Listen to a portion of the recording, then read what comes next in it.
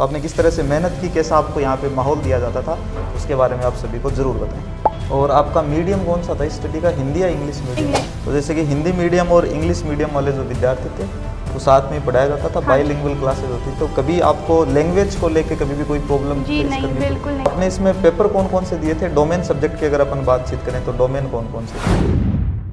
नमस्कार प्रिय विद्यार्थियों और अभिभावकों, आज इस सेशन में हमारे साथ में है सूर्या हमारे साथ CUET के क्रैश कोर्स बैच में थी और इनको मिला है दिल्ली यूनिवर्सिटी का PG DAV कॉलेज और इसमें कोर्स मिला है इनको history plus political science program course. क्या यही कोर्स है?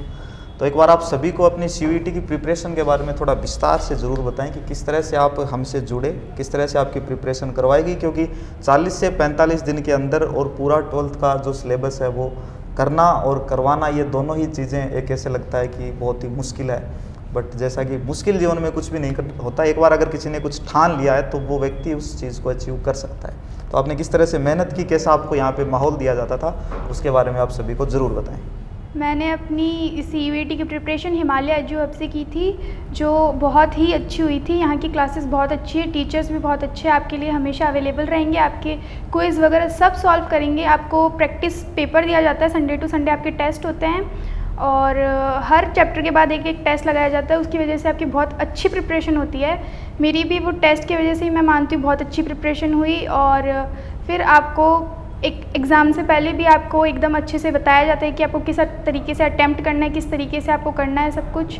और यहाँ पे लाइब्रेरी की भी फैसिलिटी थी। अगर आप मतलब यहाँ पे PG लेते हैं तो यहाँ पे PG में भी लाइब्रेरी अवेलेबल की जाती है, वहाँ पे आप बहुत अच्छे से पढ़ सकते हैं और टीचर्स वगैरह बहुत अच्छे थे। और आपका मीडियम कौन सा था स्टडी का, हिंदी या इंग्लिश मीडियम? इंग्लिश मीडियम थी। तो जैसे कि हिंदी मीडियम और इंग्लिश मीडियम वाले जो विद्यार्थी थे उनको साथ में पढ़ाया जाता था, बाईलिंगुअल क्लासेज होती, तो कभी आपको लैंग्वेज को लेके कभी भी कोई प्रॉब्लम? जी नहीं, बिल्कुल नहीं सर। हिंदी मीडियम वालों के लिए हिंदी मीडियम में समझाया जाता था और इंग्लिश मीडियम वालों के लिए इंग्लिश।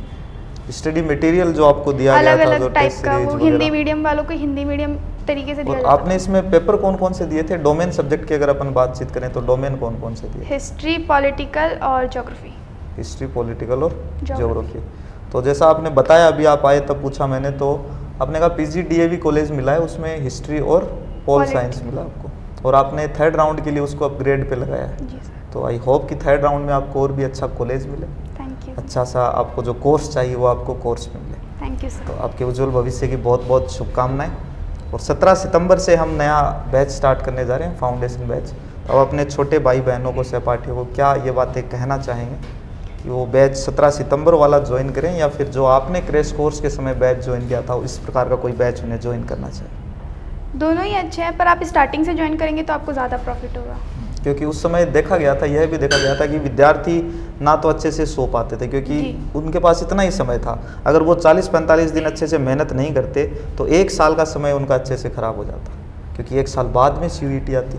या तो वो किसी प्राइवेट कॉलेज के अंदर एडमिशन ले लेते और एक बार अगर कोई एडमिशन ले लेता फिर उसका मन भी नहीं करता, यार 1 साल तो फर्स्ट ईयर तो अपनी हो गई, अब यहाँ से ड्रॉप करनी पड़ेगी। तो सारे विद्यार्थी ऐसे सोच भी नहीं पाते, माहौल भी ऐसा नहीं होता है। इस वजह से अभी सभी को तैयारी करनी चाहिए ताकि आप एकदम कंफर्ट जोन में रह के अपनी तैयारी कर सको। तो बहुत बहुत शुभकामनाएं बेटा आपको, बहुत बहुत धन्यवाद। Thank you.